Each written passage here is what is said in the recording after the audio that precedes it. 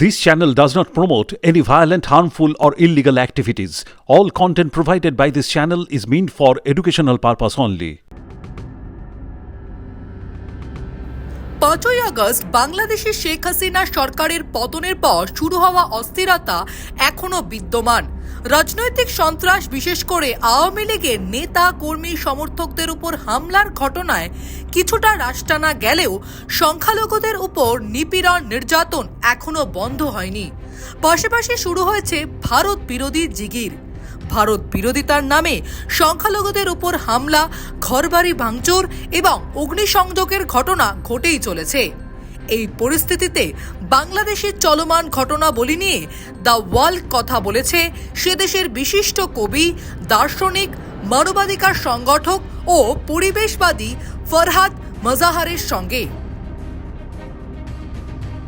4 মাস আগে সংগঠিত গণ অভ্যুত্থানের তরুণ নেতৃত্ব, যার ভাবশিষ্য হিসাবে পরিচিত ছিল, বৃহস্পতিবার ঢাকায় প্রধান উপদেষ্টা মোহাম্মদ ইউনূসের সামনে তিনি জোরালো কণ্ঠে প্রশ্ন তুলেছিলেন, কি এমন অপরাধ করেছেন যে হিন্দু সাধু চিন্ময় কৃষ্ণ দাসকে জামিন না দিয়ে সরকার জেলে আটকে রেখেছে।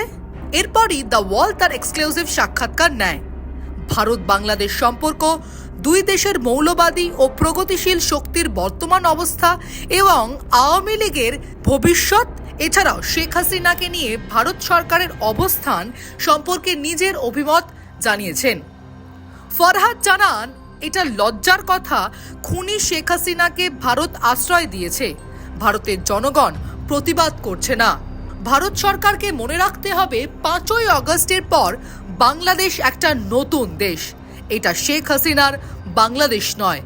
বাংলাদেশে ভারত বিরোধিতায় লাগাম দিতে ভারতের জনগণের উচিত ছিল বাংলাদেশের মানুষের গণ অভ্যুত্থানকে সমর্থন করা, তাদের পাশে থাকা, যাতে মৌলবাদকে আমরা মোকাবিলা করতে পারি।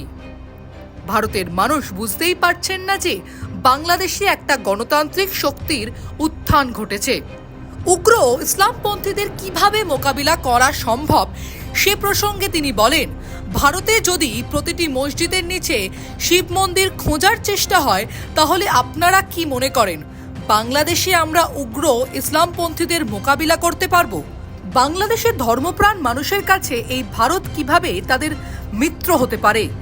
ভারত বিরোধিতায় লাগাম দিতে ভারতের জনগণের উচিত ছিল বাংলাদেশের মানুষের গণ অভ্যুত্থানকে সমর্থন করা এবং যারা এই অভ্যুত্থান ঘটিয়েছেন তাদের পাশে থাকা।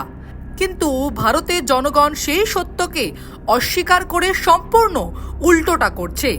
তারা উগ্র ইসলামপন্থী শক্তিকে ক্ষমতায় বসাতে প্রাণপণ চেষ্টা করছে। ফলে বোঝাই যাচ্ছে বিজেপি এবং উগ্র ইসলামপন্থী শক্তি একই। চিন্ময় কৃষ্ণের গ্রেফতারি প্রসঙ্গ নিয়েও তিনি মুখ খোলেন। তিনি বলেন, প্রধান উপদেষ্টার ডাকা বৈঠকে আমি বলেছি, এটা গণ অভ্যুত্থানের স্পিরিটের বিরুদ্ধে। গণ অভ্যুত্থান বৈষম্যের অবসানের কথা বলেছে।